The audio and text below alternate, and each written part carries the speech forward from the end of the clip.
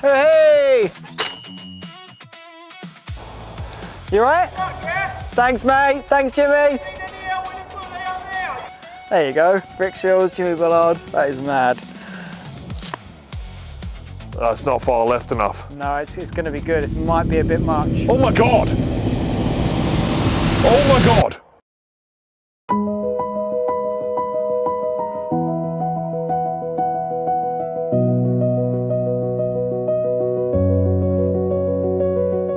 Welcome back to Between Shots. Today we have our first guest episode, Oliver Hoskins. Hello, how are we going? International rugby player. So excited to be here today. And today what we're doing essentially is we thought, can we make an international rugby player a golfer in 9 holes? Which I think is going to be pretty exciting. It is exciting. If you can achieve this, you are a soothsayer, a guru, a golf god, because I have never played before in my life, so this will be interesting. So something else interesting happened. We're over there on the putting green, and I was just telling this story we just ran into, which is absolutely crazy. We ran into Rick Shiels, Jimmy Bullard, and I just got some advice from Rick Shiels. He was like, so how are you going to film it? So he said, why don't you tee off first, and then you do the chip shots and the putts. So I'm going to take Rick Shiels' advice here, and essentially I'm going to tee off, you're going to do the chip shot and the putting, and then on par threes, you're going to tee off. Yeah, we'll try and mitigate a little bit of the damage. But I view myself as a finesse player. That's my realm, I think. So the short game, I think, will be the one for me. And we are going to try and get a par between us on one of the holes. Yeah. So super excited. Thank you for following us today, guys, and I hope you enjoy it. Let's do it. Let's go.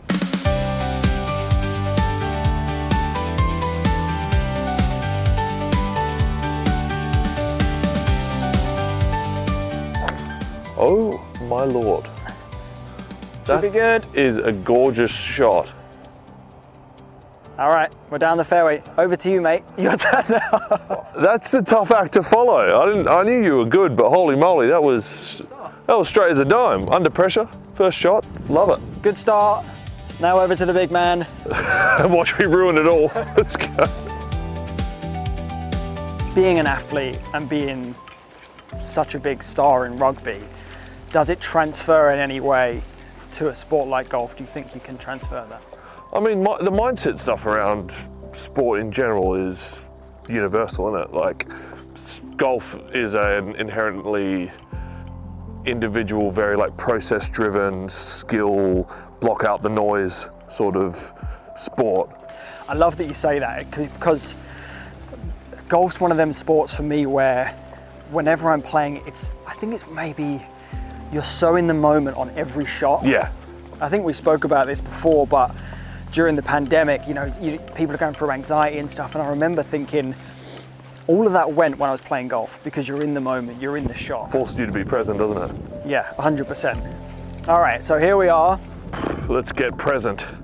We've got about 129 yards to go. So. Has this got like a GPS tracker in it or something? That's not got a GPS tracker in it. This does though, so this will tell us how far the hole is. We've got 129. All right. I think I'm allowed to give you a little bit of advice today, but you do however you want. Yes. I would just hit it nice and simple and just try and get us down there. So I would. Great advice. Just hit the thing and try and get it there. Don't overthink it. I'll trust your clubs. For a pitching wedge. Just gonna say these are not built for size. Okay. So actually, yeah, technically you should be hitting with longer clubs, but I think we make it work. We'll make it work. So 130 yards. Here we go. I love the fact that the first time I'm holding a golf club in about 16, 17 years, I've got 2 cameras in my face, but we're used to performing on camera. See how we go. This could go anywhere. There we go. It's a putt. I actually think that was pretty great. I'm actually stoked with that. We're dead straight. We're down there. We've taken off yardage. On we go. I think that's pretty good. That could have gone a lot worse. So I reckon we've got about 90 yards to go. Yeah, 92, 90. Try and get it somewhere. 91s, just try and get it straight, even if it rolls down there and get us on the green. As long as I hit the thing. That is... You know how the first one went straight? That one went right, nearly hit our cameraman Luke in the head. How did I do that? Okay. This is the teething problem I was talking about, but I hit it. That would have been just the head coming up. So the head coming up, which would allow the ball to turn right, essentially. Damn. Well, this is a good start. But we're not too bad. I don't know about this getting par on a par 4. I'm going to have to get it on this shot. Head down.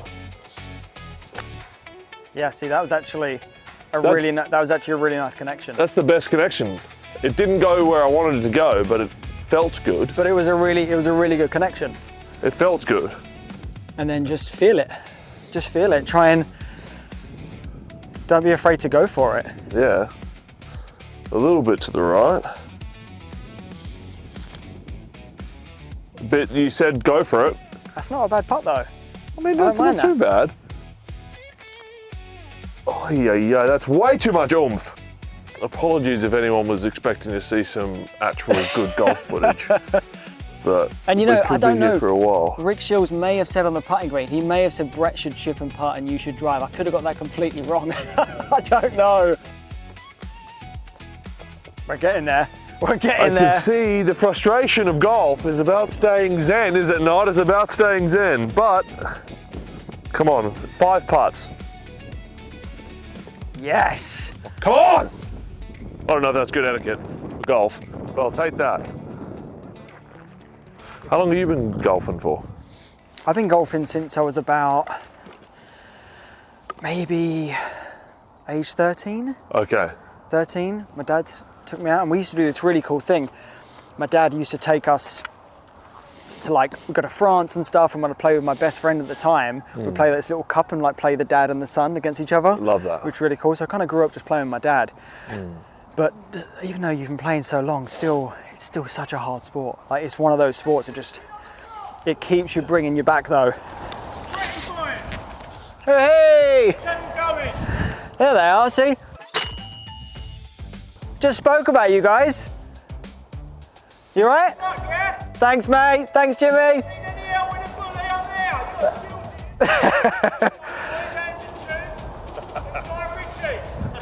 Thanks, guys. Appreciate you. There you go. Rick Shiels, Jimmy Bullard. That is mad. No pressure now on the tee shot. Oh, that sound is, what a shot. So talk to us about retirement. Tell us about. It's been a thing. Yeah, mate, I've been out of the game now. Well, I played my last game in June last year, back against the British and Irish Lions. Got a nice little send off back home in Australia, which was sick. But yeah, it's been a whirlwind, man. It's probably naive going into it thinking that it would be a lot easier than what it has been. In what way? Like, why has it not been as easy?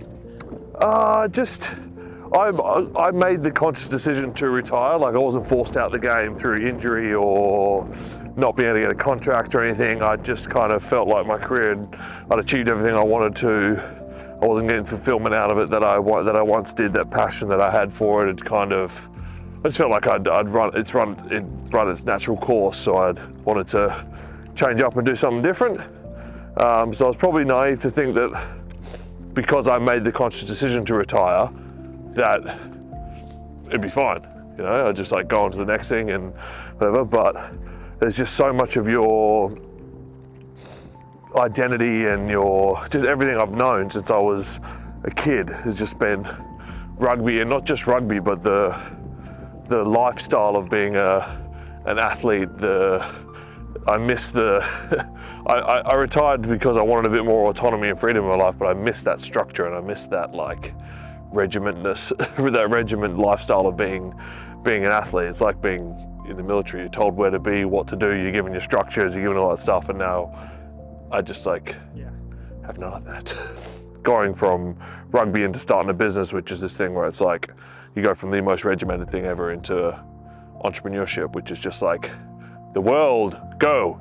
And you're like, what do I do?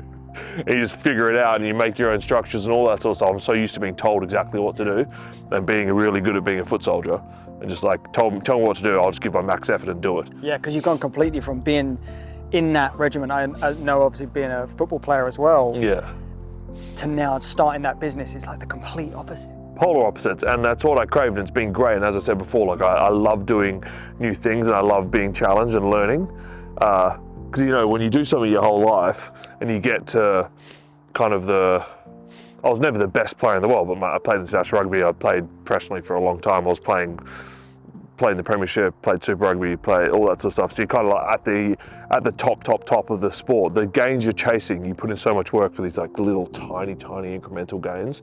When you do something new and you fail a bunch and all that sort of stuff, and you feel like a noob, but then the progression is nice because you're learning a lot more, and you progress to get those newbie gains that I hadn't had for ages. Because when you do something for so long and you're at the top, you're flogging yourself to get those tiny little incremental gains because you're already kind of maxed out a bunch.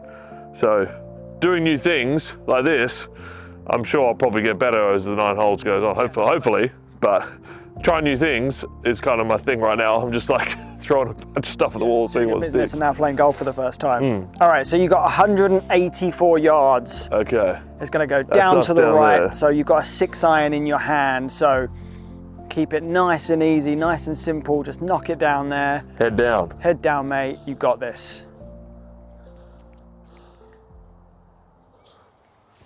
That is mate, that is a really good shot. That felt so good, and the tree got honestly, in the way. like, it was absolutely brilliant. Like, you hit the tree, right? That felt like it was going straight as anything. It was clean. You looked nice going back. How did it feel? That felt amazing. I don't know how I did that. That's it. We did it. We did the episode. I've cracked the code on. I bet you it's the way you hit one shot like that and it feels amazing, and then watch me absolutely butcher like 7 in a row. Mate, that's so good. That is as straight as I think I've ever hit a ball in my life. I'm really happy with that. See that? Mate, that is so good. That's a great shot. That is so good.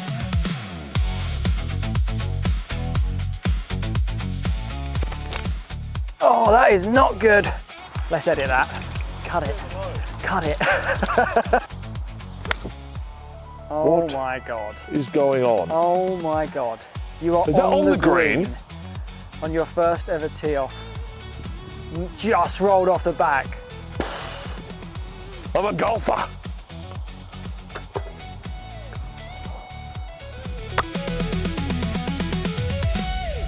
So how does it feel so far? Feel good? Enjoying it? Yeah, man. But I mean, I couldn't have pictured it going any better in terms of actually hitting the ball. I thought it was going to be air swinging a bunch. And the guy's right, like the first time playing a course, coming out to Fox Hills It is beautiful. Is so nice. So tell us a little bit about the business then. So obviously, because I know you're still in high performance. Yeah. So it's still relating to what you've done. Yeah, definitely. So tell us a bit about that, because this is, you know, I know about it a little bit, but I'd love everyone to hear about it. So my co-founder's an ex-athlete as well. He went to 3 Commonwealth Games for Great Britain in cycling. And we just met around Richmond through walking our dogs, coffee. Both of us are nerds, and we play Dungeons and Dragons together and stuff. And when I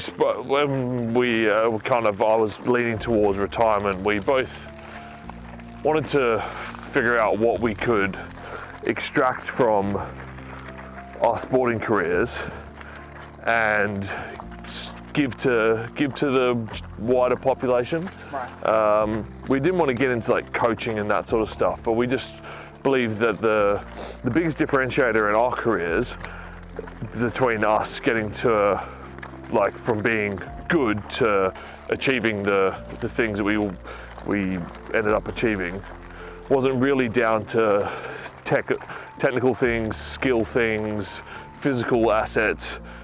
The biggest differentiator in my career is when I kind of unlocked the mental side of the game, and I ended up working with a sports psychologist and getting my mind right and stuff around my identity and having like a well-rounded identity and my relationship with failure and dealing with setbacks and all this sort of stuff.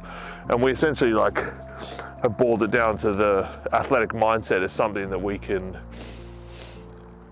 teach the general population around their relationship with pressure and how athletes and pro sports teach you to operationalize pressure as a performance tool rather than something that drives anxiety. I love that.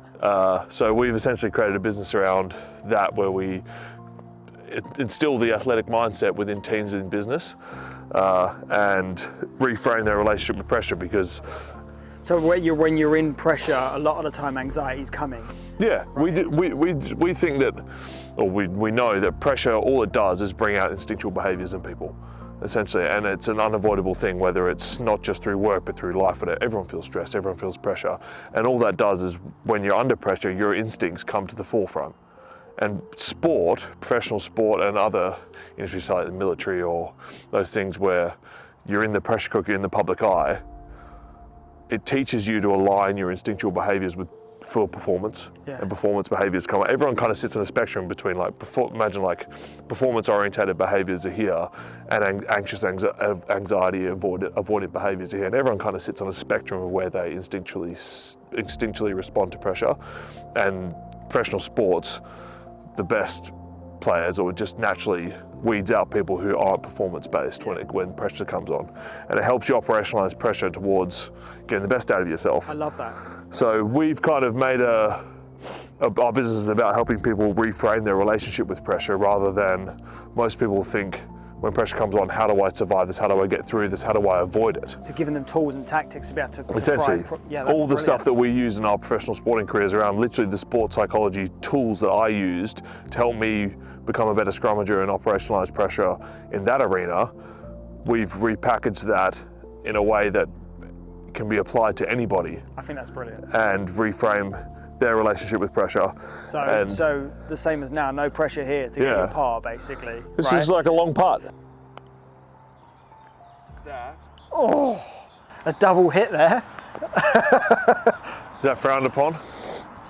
Technically, would that be a two?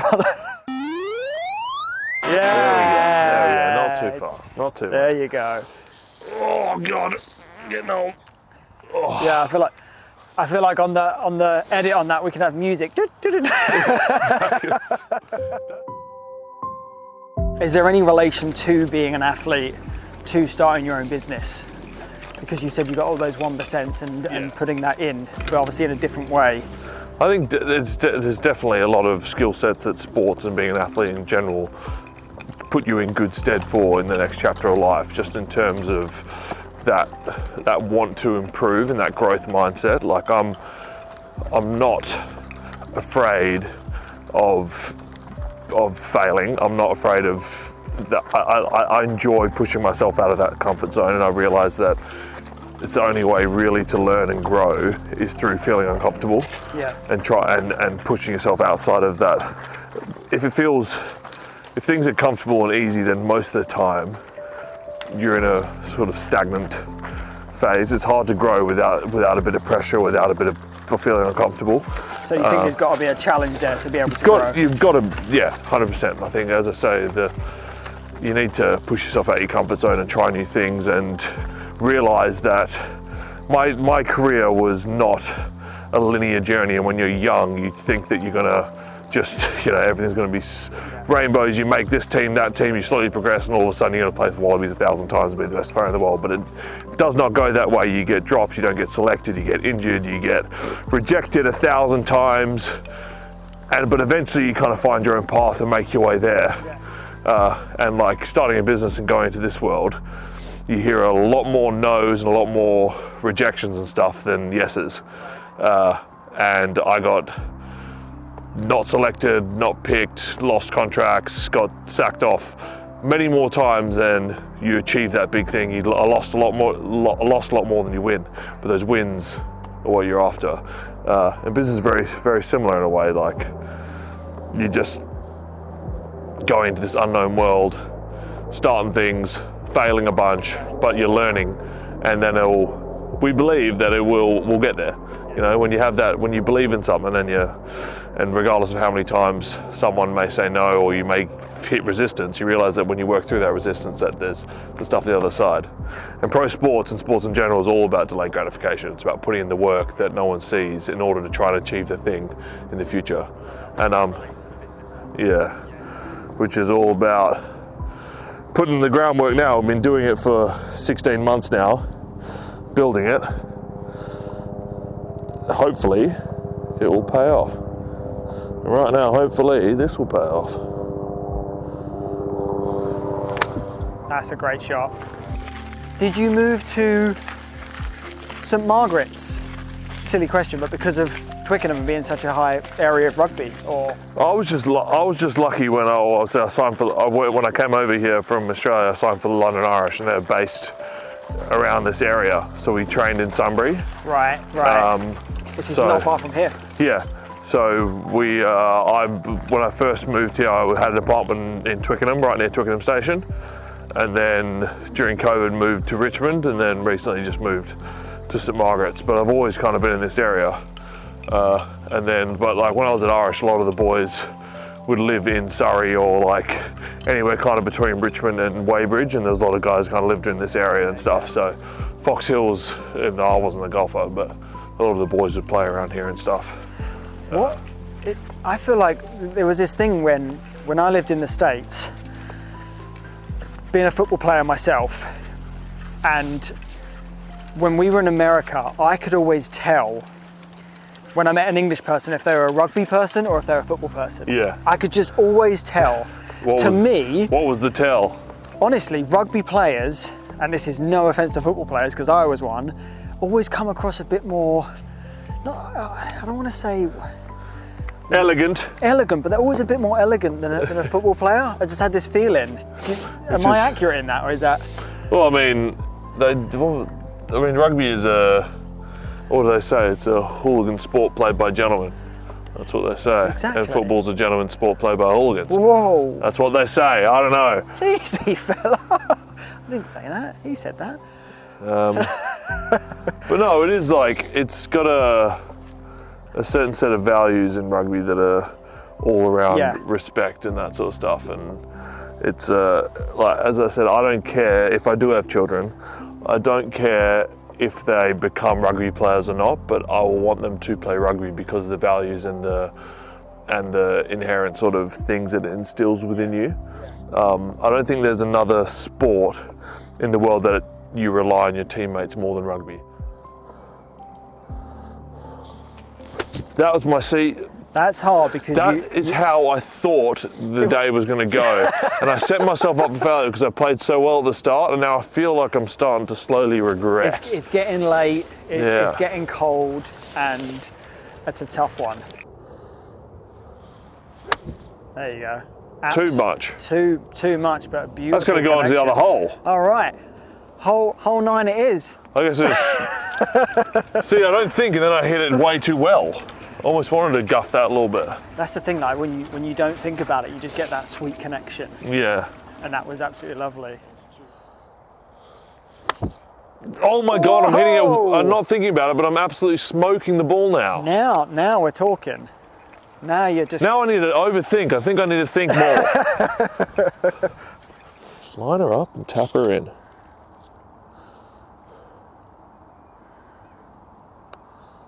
Line her up, tap her in. Let's go. Say that. Good job. All right, let's get over to that. Yeah. Next flag is getting cold, guys. It's getting real cold. Let's the run final hole. Let's run over there. So we're on hole 9. This is the last 9. We are losing light. That sounded delicious. Yeah. All right. Good shot. Nice shot on the last hole. It's a great shot. Holy. I've been playing absolutely terrible as well. That sounded so nice. So, on a perfect night, perfect date night, what are you cooking? What are you cooking and what are you drinking? Cooking for me and my wife are very different palates. But what am I cooking for me? I love kangaroo is my favourite meat.